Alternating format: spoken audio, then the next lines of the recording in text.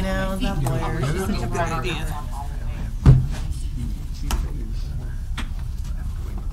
That's unusual. I'm not sure. I don't have any keys, so I'll need to grab my stuff when we're done. When we're done. Good evening, everyone. Welcome to our October 15th meeting. Jody, would you lead us in the pledge? I pledge allegiance to the flag of the United States of America and to the republic for which it stands, one nation, under God, indivisible, with liberty and justice for all. I'm sorry, I reversed the order here. We have someone from the Ministerial Alliance. Let's pray together. God, we come with grateful hearts for the city of Rolla, for the mayor and councilmen and women that sit before us, for their leadership, for all of our civil service personnel, for those who help provide and care for the utilities and parks of our community, for our schools, businesses, churches, parachurch organizations, and most importantly for the citizens that make up this wonderful city. We pray your blessings upon the meeting tonight, your divine wisdom to give guidance, and our faithfulness to follow through with your leadership in our lives. For we give thanks. Amen. Amen. Thank you. I'd like to officially open the meeting. First item is we have one public hearing tonight, and that's an ordinance considering Lot 2 of Poe's subdivision. James? Thank you. Today will be the bar rezone, and first up is the location. Parcels subject to the proposed ordinance from here on out, known as the subject parcel, is located in central Rolla, Missouri, on the southwest side of the intersection of 4th Street and Oak Street. It has been assigned the address of 104 East 4th Street. The subject parcel is owned by Anthony M. and Susan J. Barr. The agent of this case is Madison or Mac Daly, the vice president of operation for Telema Group, LLC. Telema Group owns various companies that produce small electronic components for stereo amplifiers, medical test equipment, and industrial battery equipment. The request is to rezone the lot from C2, the general retail district, to C3, the highway commercial district.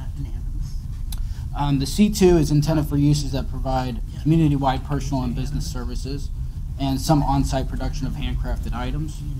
C3 is intended for businesses which provide essential commercial services and support activities to the community and regional significance, and also combine wholesale, retail, and light manufacturing functions on site. As you can see, there's a 2,400 square foot metal warehouse on this parcel, built in 2003. The lot meets all the minimum lot size and width requirements for both C2 and C3. The lot coverage is currently 22%, and it can go up to 40%. There is no recognized current use, and it has 14 parking spaces. So, more specifically, the proposal is to locate the subject parcel within the C3 zoning district to permit the use of wholesale operations, sales, office, warehouse combination. That's how it's listed in the permitted uses of C3. The agent recently applied for a wall sign permit and proposed operating a warehouse distribution facility for small electronic components. Once or twice a month, the warehouse will receive about 8 to 12 pallets of products, and about once a day, outbound shipments will be by FedEx or other similar delivery sources. Most outbound and inbound shipments will be done with a box truck, but some may be with a tractor trailer. One employee will work about 15 hours a week. Originally zoned to M1 in the 40s, then C2 in 2001, the subject parcel was. Historically served as parking for 102 East 4th Street, which is now the Salvation Army right here. And in 2003, the warehouse was constructed as a storage shed, because it's on a separate parcel, may serve as a primary building. And so this just shows you the history. All this was industrial, and this used to be residential. And the industrial used to permit residences within it. So, and by 1971, a lot of this the residentially zoned blocks were zoned C1. So it's been C1 since. That area's been C1 since the 70s, early 70s at least. Within it too, so this is just basically a map that shows all the current uses and the current zoning. As you can see, the M1 in 2001, the M1 zone blocks were zoned to a mixture of R3, C3, and C2. Still, most of the blocks are one family and two family house, or mostly one family with some multifamily, two family, and office. There's also this block right here, which is there's two houses surrounded by a site that rents construction equipment. There's a gun store, mini storage, but basically there's a wide range of uses, but mostly used for residential, especially single family, but mostly zoned commercial. Historically, area has been industrial zoned or commercially zoned, yet never fully repurposed for non-residential uses. And so now we're getting into the analysis, and this comes from the Rolla 2020, the comprehensive plan. So they talk about the central core district, which is delineated here with the red square. They describe it as a complicated mix of commercial, residential, and institutional uses. And the mixed quality should be encouraged to attract private sector investment. The renovation and adaptive reuse of underutilized structures should be encouraged, and the trend is for businesses that do not need major corridors to successfully run their business to locate in residential structures within the CCD, the Central Core District. And it also says the city should work towards the redevelopment and consolidation of residential properties to allow new commercial development in the district, which will add to the community's tax base. This is the flume map. The flume map provides the physical depiction of development pattern used to guide location decisions based on the vision, goals, etc. of the comprehensive plan. And just a few things I wanted to point out is that you see that the future land use map designates a lot of C3 surrounding R3 uses. And it actually has C3, or this is community commercial, which can be, so C2 and C3 zoning can be applied to the community commercial flume designation, which is this all in red. This is business, local business designation. So as we go on with the analysis, this slide and the next slide will complete the presentation. The immediate, as far as land use compatibility goes, the immediate surrounding blocks range wildly in use and character. And the subject block is currently half apartments and commercial. C3 uses are generally associated with truck traffic and heavy traffic and tend to be located along arterials. Truck and heavy traffic can be dangerous and be a nuisance to residential areas. In addition, outdoor storage is prominent characteristic of C3 uses and create aesthetic and noise issues for residential areas. However, the current C2 district zoning of the subject parcel currently subjects that parcel to the possible location of uses that are incompatible with residential uses, such as gas stations. Ideally, in a use-based zoning scheme, there should be a transition between high-intensity zones to lower-intensity zones, and lower-intensity commercial office districts should provide buffers between the higher-intensity commercial zones and residential zones. However, taking into consideration the existing mixed-use nature of the area, one small parcel being zoned C3 should have a relatively low increase in the threat of incompatible land use placement. In particular, the PUDs that exist on the subject block were approved in recent years with the knowledge that C3 exists on adjacent properties. One possible implication of this approval is that adjacency between multifamily units and C3 uses may have been, in the past, deemed acceptable in certain mixed-use traditional industrial areas of the city. As far as the intent of the comprehensive plan goes, the Central Core District is intended to be mixed use, and the flume shows a future where R3 may be surrounded by C3 uses, implying prevention of incompatibilities is not a priority in the CCD. Subject block and surrounding blocks are intended to become C2 or C3, thus their community commercial designation, which supports the ideas conveyed in the comprehensive plan pertaining to the encouragement of the area being transformed to commercial. C3 is an appropriate zoning for the community commercial flume designation.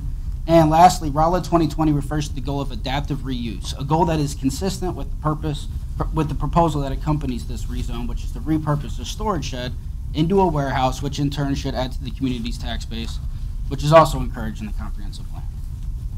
Lastly, as far as traffic safety goes and contiguousness goes, C3 is contiguous to this. C3 zoning is contiguous to the north of the subject parcel.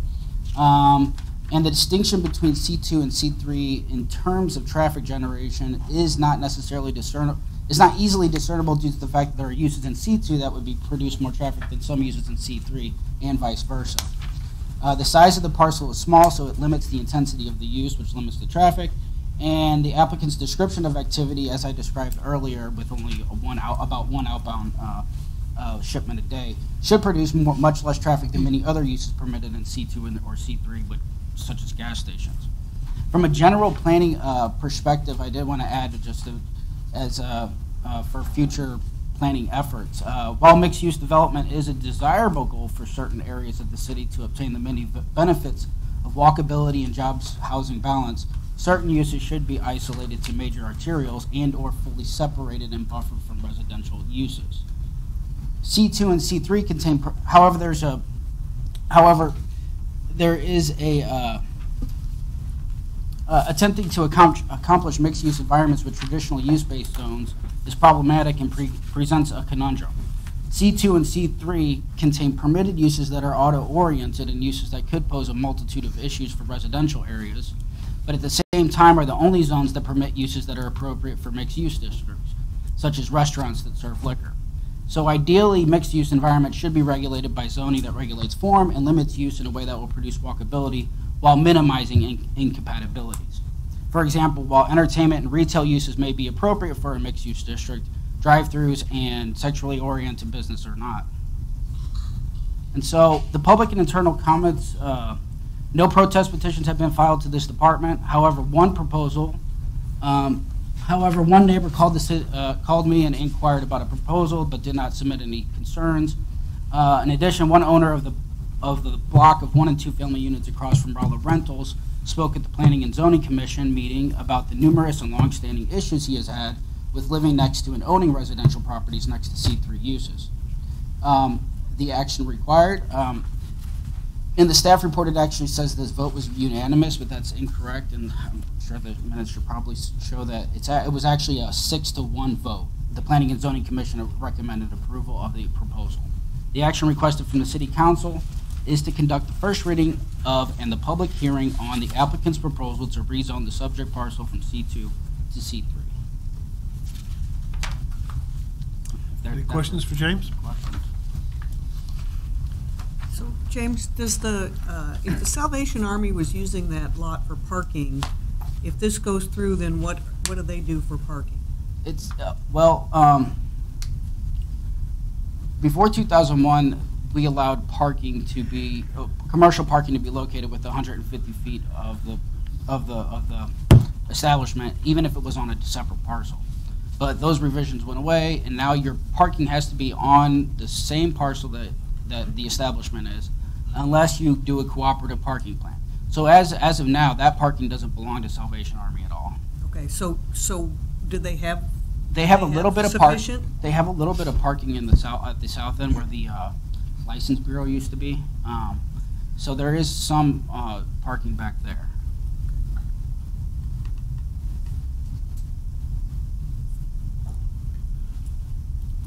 Matthew?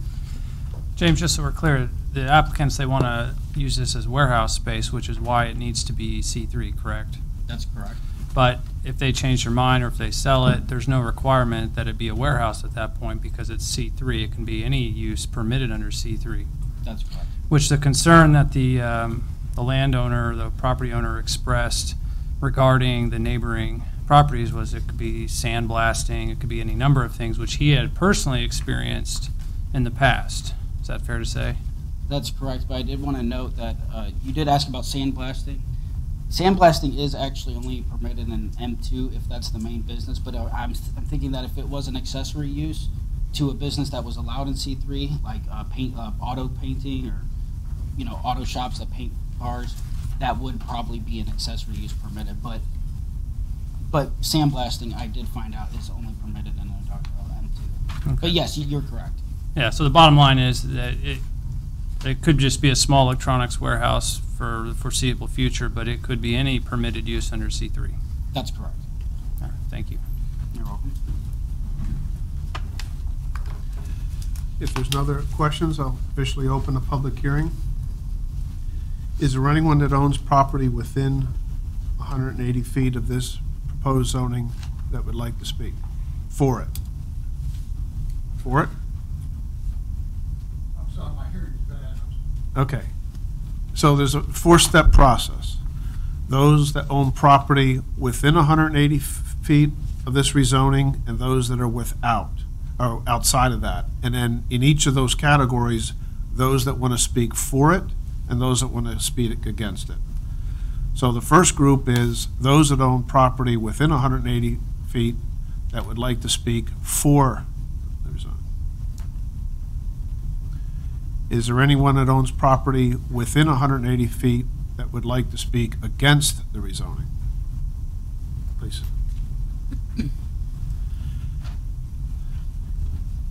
Please state your name and address. Good evening, Mayor, distinguished people of the City Council. My name is Edward Tennis.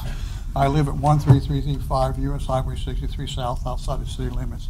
I used to live at 400 North Pine for about 6 years, and I own the property within 185 feet. It's at my property is zoned R3, and all around me is C3 and C2 and things like this. I must compliment Mr. Shields doing an excellent job with this presentation. I just wish I had that information before I came up here because it gave me some more background information. But I own that property. I've owned that property since 1982.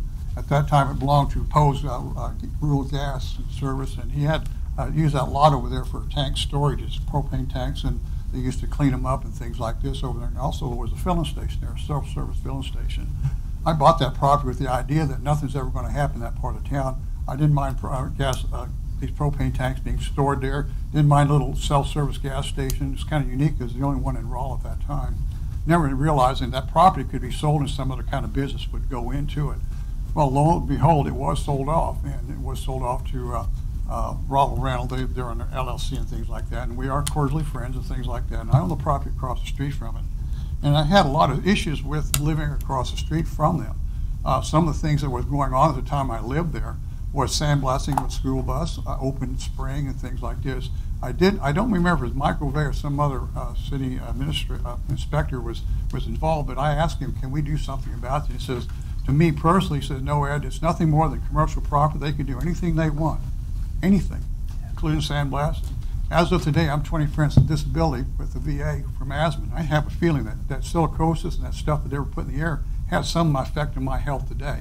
I'm not trying to whine or anything about saying anything about that, but we don't know what could happen in the future. And if you folks, you people have drove around that community, you'll realize 80% of that is zoned, is for residential. Let's see, where is it? The fellow who put the apartments on there, I can't think of his name, put these apartments up there, the apartment complex on 6th Street, and you got the public parking on 5th Street right there. This is all nice.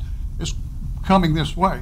I own that block there, 2/3 of that block, and Wally Warner owns the other part of it. His is zoned, I think, C2, and mine is zoned R3. The reason I asked it to be zoned R3 is for use of the property. Property, I believe, is to be zoned for its usage, not what its essential usage can be. When there was pointed out that in the future, if this property is sold off and it has a different zoning, who knows what kind of business will go there. Now, I've established this. I've been in this since '82, and a couple of council people know me personally. I've kept a pretty good situation on the property down there. I'm maintaining, in fact, today I'm out there putting vinyl siding on one of my rental houses down there. I'm providing a valuable service for low-income housing for college students and other folks. And if you have a business like what we have across the street, it makes it very hard for me to keep those rented. I could give you an example after example where sandblasting was going on, where the property right next to me, a sign was put up, future site of Rolla Porter Tallis. Within a month, 3 of my tenants wanted to move out because they did not want that next to them. That's what's happened in the past. And I missed that. The sign went up and said what? I'm sorry? What did the sign go up and say? It's future site of Rolla Porter Toilets. Porta potties. Oh, porta potties, the things you set outside. Now, I don't know, okay. how would you like to have that next to your house? Well, my renters did. And they moved out on me. And it's been kind of hard to keep that stuff rented down there. I had to finally move out of that area because it got too much of this, just nonsense going on down there. Rolla Rental got also into the U-Haul trucking business and rental business. And they used to park the trailers and the trucks all around the block there. I had no parking for my tenants. My tenants were complaining to me, so I actually had to take some of the yard for a parking place off street so they could park their vehicles. So it's worked at a disadvantage. in order to stop the noise and the lights and stuff like that, I put up a big long wooden fence there and I took it down just recent last 2 years because of it's actually required more maintenance than keeping it up. But I've done my part to try and keep that a residential neighborhood. But when you have business, and nothing against Rolla Rental, don't get me wrong, I don't want them to get mad at me. I'm just saying this is what potentially could happen in the future. And I think somebody over here brought out that I couldn't see. I guess you brought up the point. What's going to be in the future? Who knows? Who knows? But I have approached the city in the past to get my property zoned. It was commercial zoned to multifamily residential, which is R3. I have 2 duplexes there on that property. Well, I have one right now, and I'm putting another across the street. But in order to do that, I have to have the zone change. But what happens when you got this? I'm situated all around with commercial. We have apartments on 6th Street coming that way. Eventually, when I die and Wally passes on, that block is going to be up for something. Now, what's it going to be? I'm looking, it's going to be probably somebody want to take that property and put an apartment complex. I'm too old, I'm 72 years young, I don't have the energy or the desire to do that kind of stuff. But this is what could happen in the future. And I could go on and on about other things that's happened to me and all that kind of stuff, but I just want to let you think about what the potential is. And I don't know these people down the street or anything else like that, but I just know personally what's happened to me when I lived there. And it was a hardship, it really truly was. And as I said, I got asthma now, and I have to take medication, stuff like that.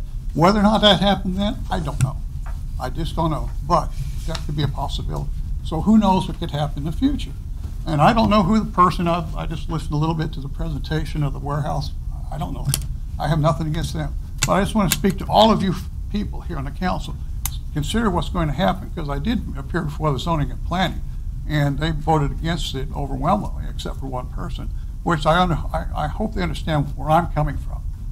And how would you like to go home at 5 o'clock and have a sandblaster going on? How would you have open spraying?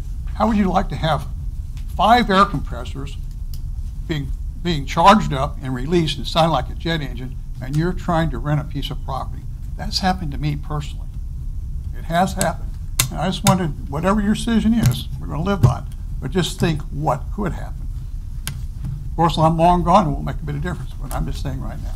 And I'm trying to hold that together for low-cost student housing, that kind of stuff. And Rolla needs it. It's coming that way. We need that property. But I think we need it more for residential, which is about 80% around there, than we do commercial. You got a bottleneck down there. This morning, there was like 5 vehicles that were not mine, that were from across the street from people. You know, trucks coming, they work late at night, things like this. And again, nothing against Rolla Rental. I like the people, I say hello to them and stuff like that. But these are the kind of things that potentially could happen. Now, I take a lot of time. I know you're really busy. Do you have any questions of me? Any questions for Ed? Jimmy Dale? I don't have any for Ed. John, you and I have talked about this area being blanket zoned C2 down through there. Mm-hmm. I think we need to put a hold on everything that we're rezoning right now and let us take another look at this, because we made a mistake whenever we rezoned all that C2 down through there. And I think we need to put a hold on any rezoning we do until we take a look at this, because there is a lot of single-family housing in that area. Yeah, it's as James described. It's kind of a hodgepodge area, It is. and has been for a long time. And really the future land use map and the plans were to show it as part of that central corridor that has a balance of industrial, commercial, and residential. So, but the transition of getting there can be very difficult. And there is no buffer zones. Right. The noise and all that stuff, I mean, it comes through. And I lived there for 6 years, 400 North Pine. And you drive by, you see some nice improvements down there, by the way. Gentlemen, ladies and gentlemen, do you have any more questions of me or anything like that? I hope I was clear in where I'm coming from. Thank you. And I do appreciate your time. Thank you. Thank you, Ed. Is there anyone else that owns property outside of the 185 feet, within the 185 feet, that would like to speak against the rezoning? Is there anyone that owns property outside of the 185 feet that would like to speak for the rezoning? And finally, is there anyone that owns property outside of the 185 feet that would like to speak against the rezoning? If not, this closes the public hearing. Any more questions from council? If not, can we have the first reading? An ordinance that rezones Lot 2 of Poe's subdivision, which is currently configured, the parcel identified with the Phelps County Assessor account number of 7642 and the address of 104 East 4th Street from the General Retail Zoning District C2 to the Highway Commercial Zoning District C3 bar. Thank you. We have one special, go ahead, Jimmy Dale. Just wanted to ask a question. Is there any possibility since that building is already there, that we could go with a conditional use permit on that? And I don't James, like you wanna answer? conditional use permits, but You could do a conditional zoning. Like I said before, conditional zoning, opens it up to strict scrutiny. It's no longer a legislative act; it becomes more administrative. We could think about conditions. I don't know how much conditions you can put on the variation or the variety of use. It depends on what kind of. I can do some research and find out, but it wouldn't be because it's so specifically called out in C3 as a permitted use. It's not listed as a conditional use in C2. It's not a conditional use in So C2. wouldn't you agree that most of the conditions that you might impose on something would really be like its hours of operation almost, or something that would try to be more competitive? It wouldn't be necessarily Buffer tied to that zone, use or park. that owner. I'd have to do research, but I have heard of. I'll have to do more research. I don't know if you can limit the variation of uses. So I'll have to do more research on it. Get back to you. Yeah, we'll look into it, but it tends to be problematic when you try to apply a condition to the actual use. The conditions can be imposed for things like the number of parking spots that were otherwise required, or the hours of operation, or exterior lighting, those kinds of things. But we'll look at it. I think we ought to look at it and see if there's a possibility of, because I hate to run a business out. If there's any possibility of it, with it already being commercial as it is right now. And there used to be a lot of traffic in that area. When the Post was there, and then when the License Bureau was there with it, and then there was a furniture store in there too. Mm-hmm. Okay, thank you. We have one special presentation tonight. Kip Strauss from HNTB is going to give us an update on the Move Rolla Transportation Development plan so far.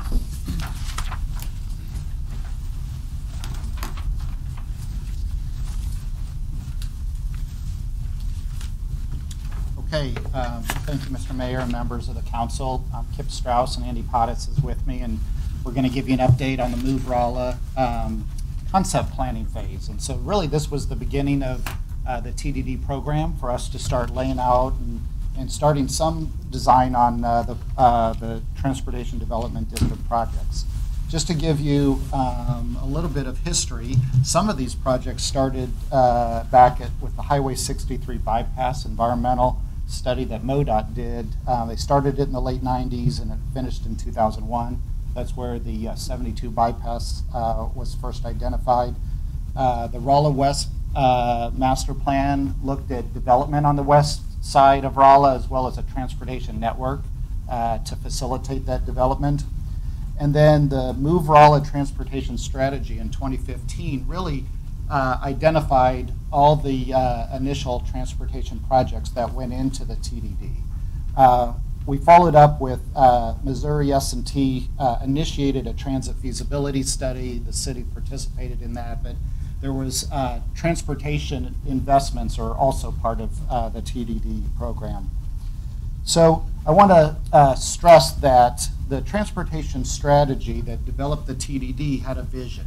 And the vision was really to use transportation to improve the quality of life for residents and businesses in the city, but more specifically, develop a transportation system that meets the needs of all people and modes and promotes a safe and healthy community and economic opportunities for the next 20 years. So this was viewed as an opportunity with the TDD to really have an impactful means to quality of life through the program. Its goals were to develop a safe and convenient transportation environment, promote alternative mobility choices, develop a transportation system that promotes economic opportunities, and creates a sense of place. So that's really what we were trying to do with the TDD program. So the red boundaries are the TDD program areas, and so we are focusing our transportation improvements in those areas. The 2015 transportation strategy identified 18 different projects, and you can see those on this map. We knew that the TDD funds would not be able to fund all of these improvements, but we identified the needs of 18, and then we were going to have to prioritize based on available projected funding. So I want to start out with, we focused on, based on feedback that we heard back in 2015 and stakeholder input, these projects right here, and we're going to walk you through these, but we've identified the Kings Highway improvement in red, the 72 bypass project in red, the Kings Highway improvement in yellow, 63 Bishop Avenue, University Avenue, as well as a new pedestrian bridge. And I'll go through the schedule a little bit later in the presentation at a higher scale. One of the great things that we've also done along with this concept planning phase is we wanted to make sure we got a lot of public input along the way. So we set up a website, so hopefully everyone has visited it, moverollatdd.org. And so with that website, people can find out background on the TDD, the schedule of events.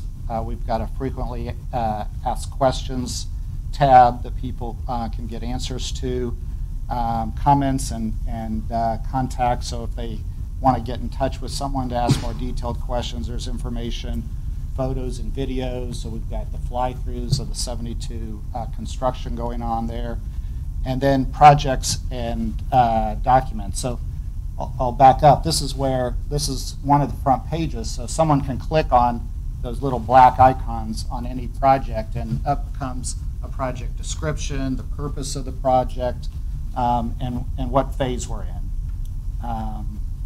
So once someone visits this site for the first time, you fill out your name and email, and then you're on a distribution list where, like you would have gotten an email about the July 10th public meeting. So that's how people found out about that. And then when we had the ribbon cutting, we sent it out to the distribution on the website. So it's a great communication tool.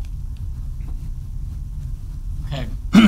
So the first project, as Kip kind of showed in the schedule there, was the Highway 72 extension, and that over this year was spent in construction, and now it's been open for a few weeks.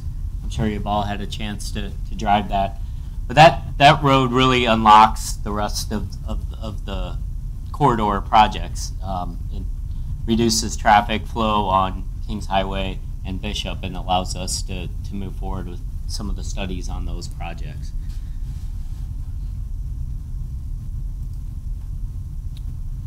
The next project that we concentrated on in this concept phase was the I-44 pedestrian bridge at University Avenue. The goal of this project really was to provide a safer crossing for both walkers and bikers from the other side of the highway to the university, because the current walkway on the bridge is really substandard, and it's really difficult for people to navigate there. You can kind of see it's small in the picture there, but a bike barely fits going across there today. That project we spent during the concept phase doing conceptual design as well as preliminary design. The next phases would be to start final design of that project and go towards construction later next year.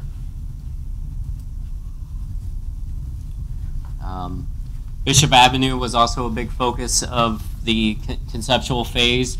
The vision for this corridor was to create a kind of a main street through town, really focus on pedestrian safety and all modes of traffic, cars, bicycles, walkers, and also make sure that it's a vibrant corridor for the businesses in the corridor.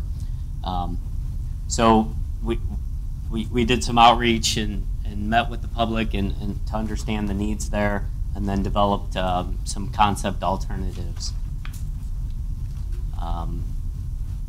So we developed 3 alternatives for Bishop Avenue, and we used traffic modeling for those concepts.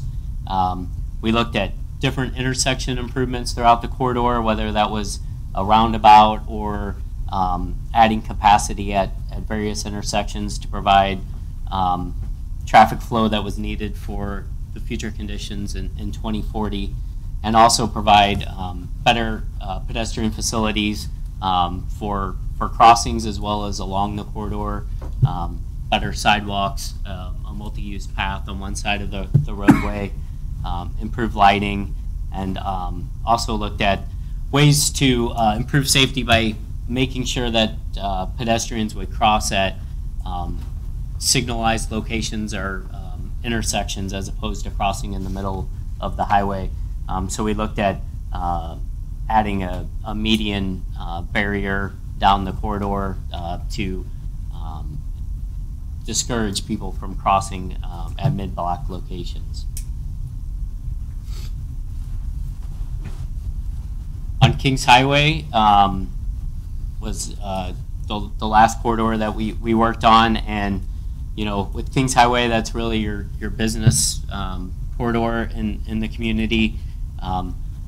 There were many issues that we identified through there. It has a high crash rate, congestion issues, and poor access management. There are quite a few entrances for the businesses, more than you would see on a road like this if it was planned from the beginning. So we looked at ways to consolidate the access points, make them more predictable, more defined, as opposed to having wide open curb cuts. And we actually spent some time meeting with the property owners along that corridor to understand their deliveries, the way that their customers access their properties, so that we could work with them to come up with some solutions for access management there. We also looked at ways to make it a more lively corridor, to improve the aesthetics along the corridor. So that involves looking at ways to relocate utilities off the corridor, and then using aesthetic improvements such as lighting and greenery and furnishings along the corridor. So we developed a kind of a kit of parts with benches that you might see out there, the type of lighting, banners, and even some monument structures on the corridor. And the 2 pictures you see there is kind of a what you see out there today, and on the right is a rendering of what that corridor could look like with some of the aesthetic improvements in the new walkways. We also developed 3 concepts for this corridor. The first one is really focused on that access management and aesthetic improvements. And that was mostly looking at ways to consolidate access points or define them better. The second concept looked at ways to use roundabouts as turnaround locations, and make access points right in and right out to reduce conflict points as vehicles are entering and leaving the roadway. And then the third concept is basically concept 1 with a reverse frontage road added along the back side of the properties on the north side of the corridor. That is an improvement that not only helps access on Kings Highway, but it also is a benefit for those parcels there, not only to have that access point in the back, but some opportunities to develop the back sides of the parcels, to better use their land, since the parcels are long and narrow. So summary of what's been committed to date. So it's estimated $32.2 million is what the TDD bond will have. So the Highway 72 extension came in at 12.4 million.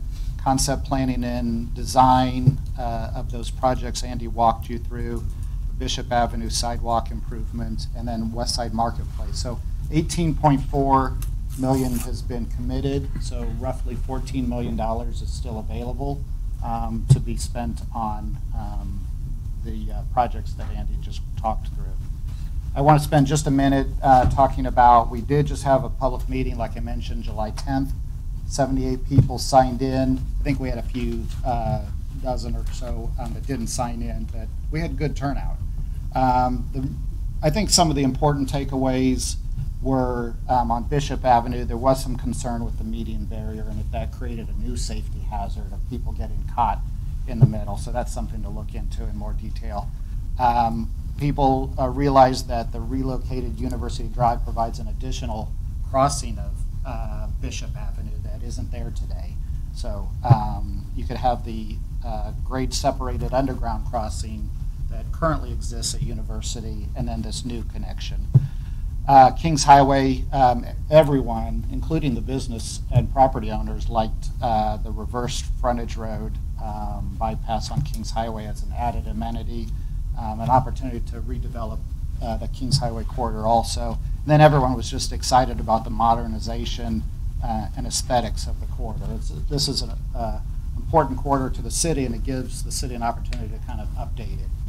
And then finally, the University Drive pedestrian bridge, lots of positive feedback on that.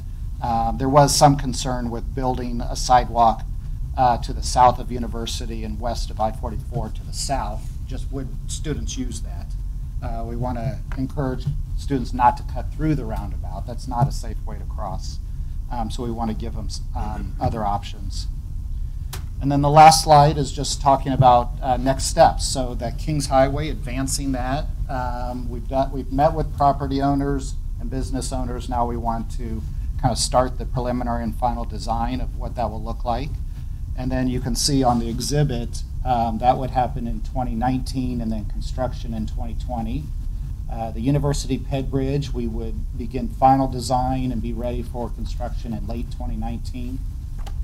Bishop Avenue and University, we didn't come to a preferred concept. We learned a lot, but I think we have maybe some hybrids of those three alternatives, take the best options from each and still do a little bit more testing. But we hope to finalize a concept next year, so then we can move towards design in 2020 and construction in 2021. And then we've been documenting everything we did in this phase, and we'll have that finished up for the city in the next week. So that concludes our presentation, and Andy and I would be happy to answer any questions you might have. Any questions from council?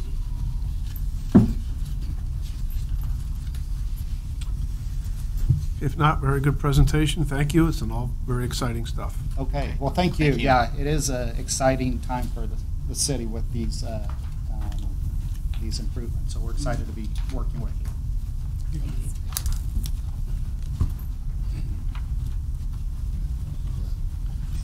Moving on to old business. Brady?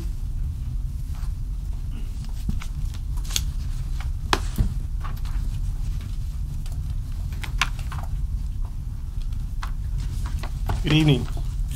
At our last meeting, I talked a little bit about factors that had prompted a proposed rate increase for our primary services, and those primarily being a decrease in some revenue sources along with increases in operating costs.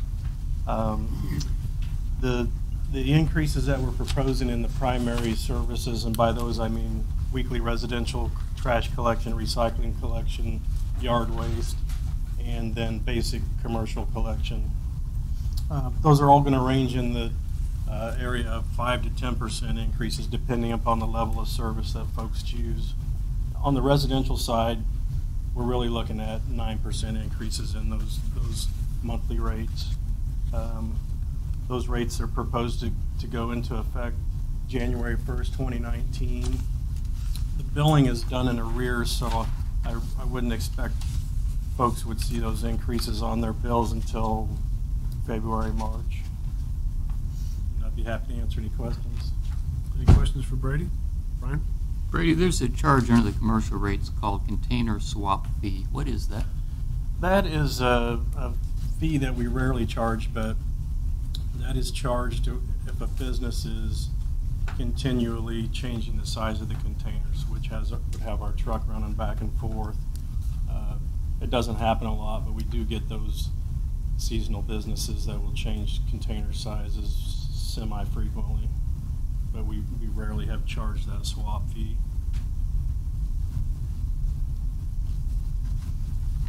There's no other questions. Can we have the final reading?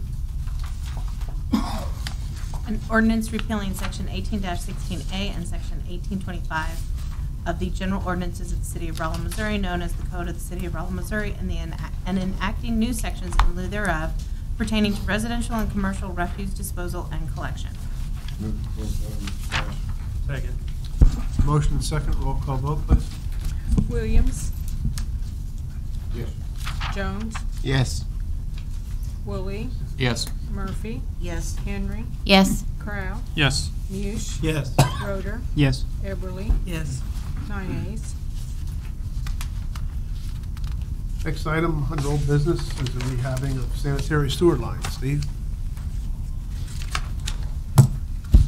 We discussed this at our last meeting. We're proposing to rehabilitate about 1.6 miles of sanitary sewers at various locations throughout the city. We're proposing to participate in the 8th year of a cooperative purchasing arrangement with other Missouri communities with a bid that was received from Independence, Missouri for this work. We just piggyback on that particular contract. Total contract is $233,799, with the Shady Oak Sewer District providing for $26,584 of that for work that we're going to be doing in the sewer district. Any questions for Steve? Steve, we've been doing this for a few years now. What would you say is the percentage of the sewers that we have done through this process at this point? Well, we've probably done somewhere in the neighborhood of 10 miles, which is not quite 10%. So we've got about 127 miles of sewer. Okay. And is this something that we're looking at doing to the entire system eventually?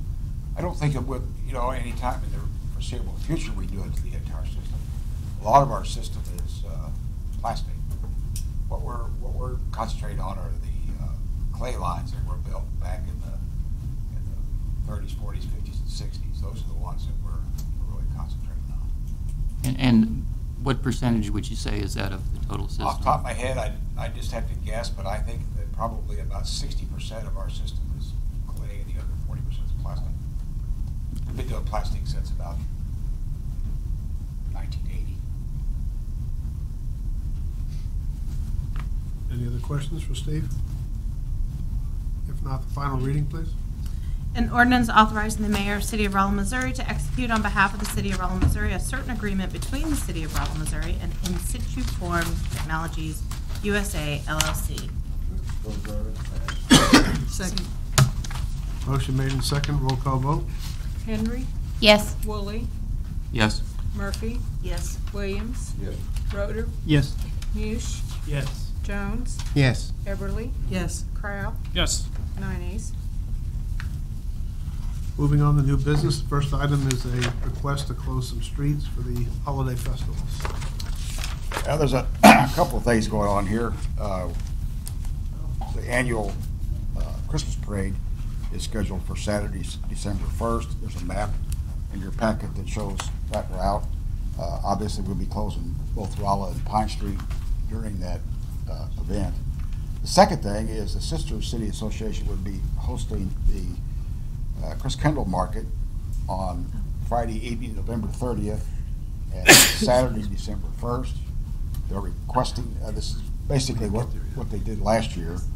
They're requesting 7th Street from Pine to Rolla be closed on Friday so they can set up for Friday night. Rolla Street would be closed just after the parade on Saturday, so they would set up at Rolla Street. That would be closed to about 10. And then for a tree lighting ceremony, Pine Street would be closed from 9th to 10th from 5 to 8. And there's going to be a new Christmas tree this year. I don't know whether anybody came from. Donna wants to give us a little preview, right? Yeah, I have a little preview. Oh, okay.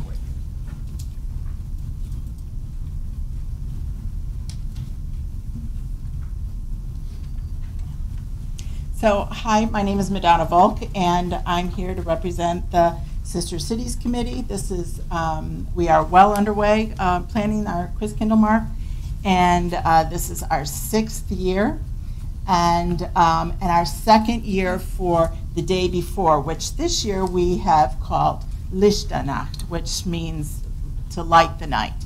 And during the Lichternacht, we are going to have a tree lighting ceremony, and we will have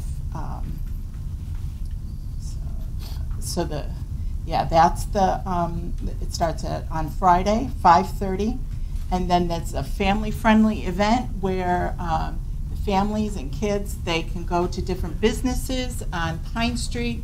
There's different activities that they can do, music they can listen to, cookie decorating, and then they get a tree that they get stamped, and then at the end they get a free s'mores kit.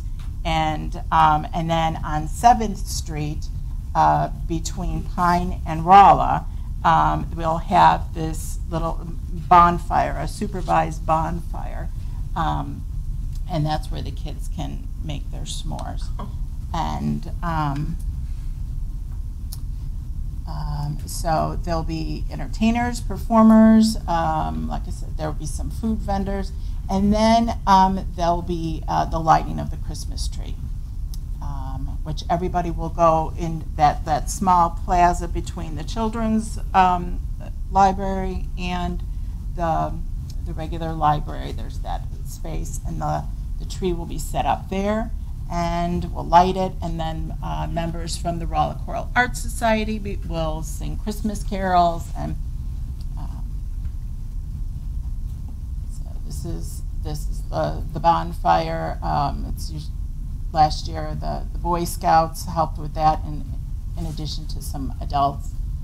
That goes till 7:30, and then at 8 o'clock there's a polka party at the performance tent, which is right in front of the public house, the main tent. The following morning will be, we have the parade. Following the parade starts the Christkindlmarkt, and we have many handcraft items for sale. Of course, German food, German beverages, and lots of entertainment. So.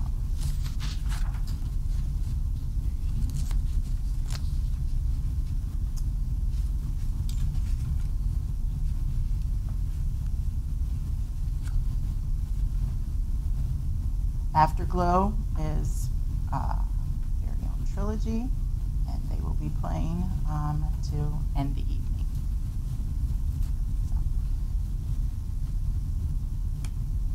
Oh man.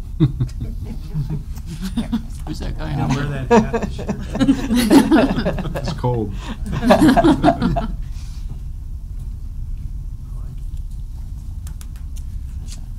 Very nice, exciting. It gets bigger and better every It gets year. bigger and better every And year. Thanks to all of you that put a lot of time into doing that.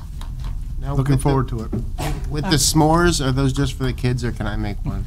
Well, if you go around to all the businesses and visit and you get your tree punched, we'll I'm let excited. you have one. I'm excited. So, Yes, please bring the family. I don't know if you know this, but on Facebook, our Christkindlmarkt was actually featured as one of the top things that you should do, like Christmas festivals that you should go to.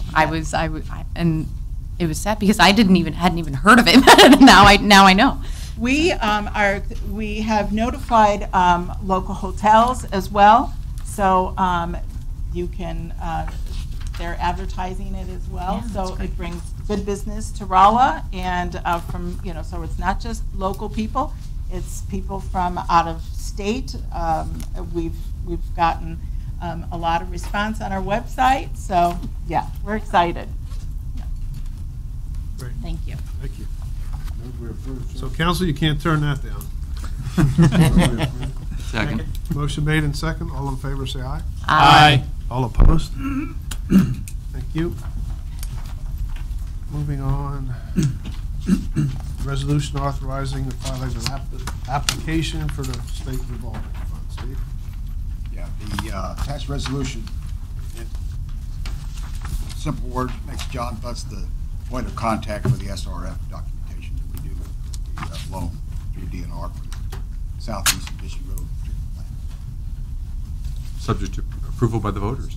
Subject to approval by the voters, yes. Any questions? If not, can we read the resolution? Resolution authorizing the filing of an application with the Missouri Department of Natural Resources State Revolving Fund Program for loans under the Missouri Clean Water Law, Section 644 of Revised Statutes of Missouri. Second. Motion made in second. All in favor, say aye. Aye. All opposed? Resolution is approved. Next item is an ordinance authorizing me to enter into a joint city housing services contract. Chief? Good evening. This is a request to reapprove the housing contract. The Missouri Housing Authority has a position where we have one of our police officers work for them 50% of his shift. Pardon me. They pay 50% of his salary. He is in charge of the 150 housing homes that we have here in Rolla, as well as the 160 Section 8 housing that we have here in Rolla. His job is just to do any enforcement that they have at those or take care of any problems that they have. Pretty much it. So the fact that we're upping suggests that we've had problems. No, we've always had this position. It's just that we had to renew it, is what it was. And they got a new attorney, and the new attorney wanted his signature on it, is what I was told. They've always paid 50% of his salary. No, still have. Just increase. The amount might be because we all just got a cost of living raise. It's the only thing I can imagine. So the only change, it's not the hours that are changing, it's just the rate. Yes. Okay. I didn't read it that way, sorry. Any questions? If not, can we have the first reading? An ordinance authorizing the mayor of City of Rolla, Missouri to execute on behalf of City of Rolla, Missouri a contract between the City of Rolla, Missouri and the Rolla Housing Authority. Would council consider suspending the rules? Second reading. Motion made and second to suspend the rules and have the final reading. All in favor, say aye. Aye. All opposed? No. Let the record show 1 no. Final reading, please.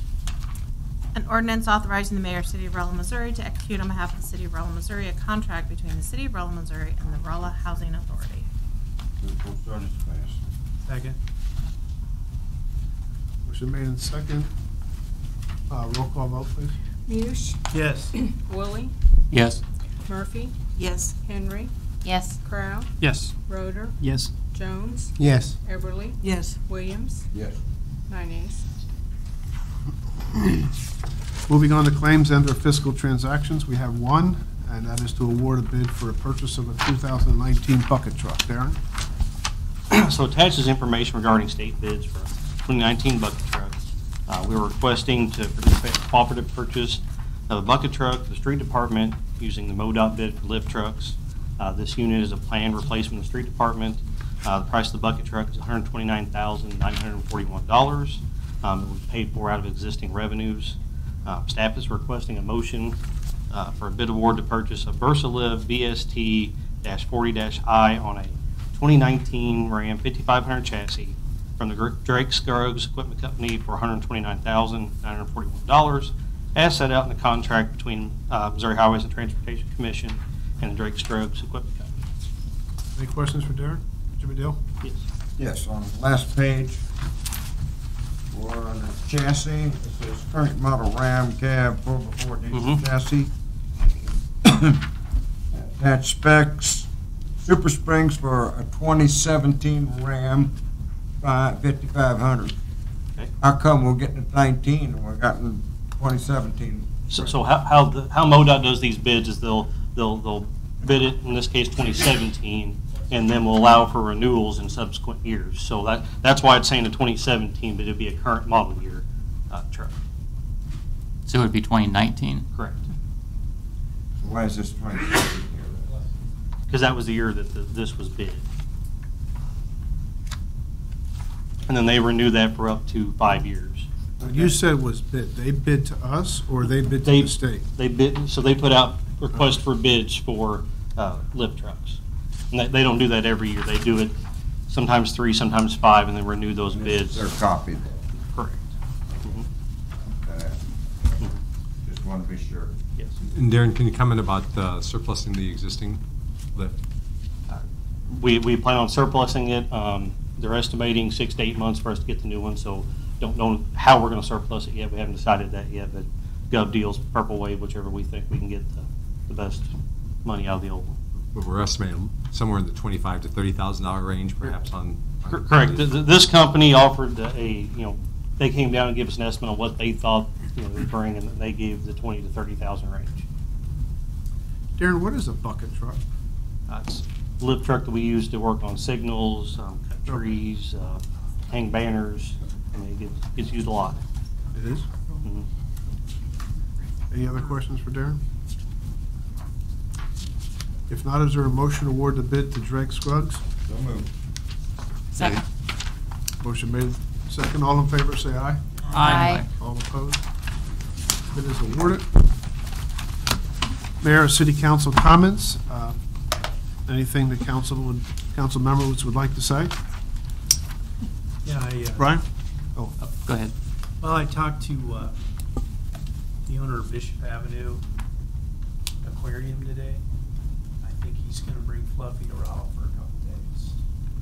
To visit, or? I think so. Just to visit. Yeah, there's actually a provision in the code that allows for whether it be a circus or that kind of thing. And so we've, between Patrol Officer John Redshaw, the Chief, and I, talked about it. As long as they keep it in a self-contained containment, it's separated by at least 3 feet from anybody being able to reach in there. He's going to pull in at night. He's going to actually stay and sleep in the pet store during that weekend. John, you might want to mention what Fluffy is that some of the newer people might not know. Fluffy is the 5 to 6 foot alligator that, if you remember, they had requested about putting into the store, and we were willing to entertain that, but he was not able to get the kind of documentation we wanted to permanently place it there. It's an alligator, it's his own alligator that he has it is placed in Lebanon, so we consented to a weekend with a number of conditions on it. The issue at the time was the security of the pen, cage, whatever it's called. How comfortable are we that that's going to be met? We've kind of laid out what we expect, and he's going to give it John, and he said he'll do whatever is required for, it's a weekend stay.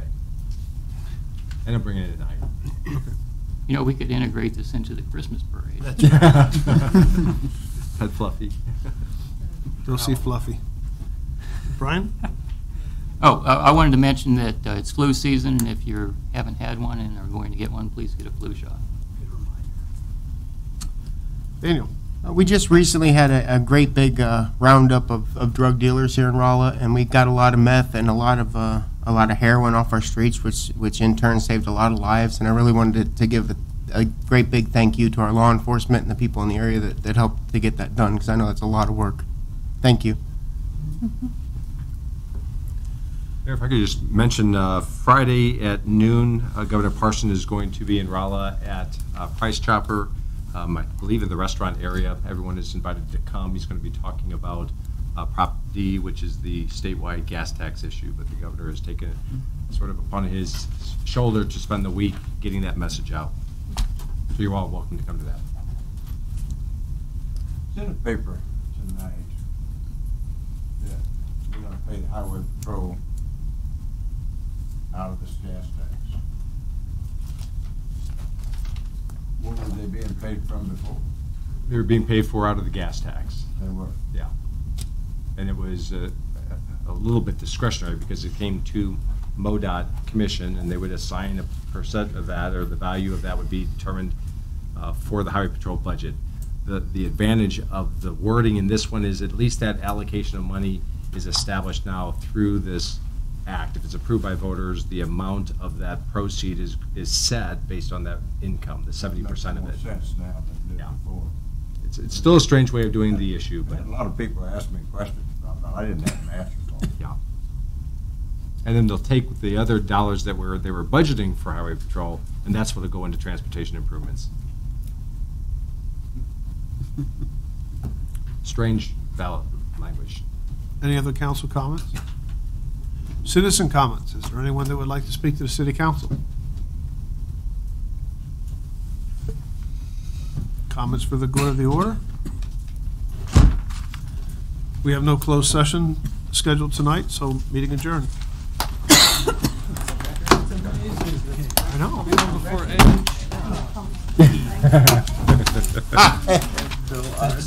You've had a better run of luck than he has at that. It's not luck. It's not luck. She pays me. She pays me well. But usually the second meeting is usually more of the public hearing.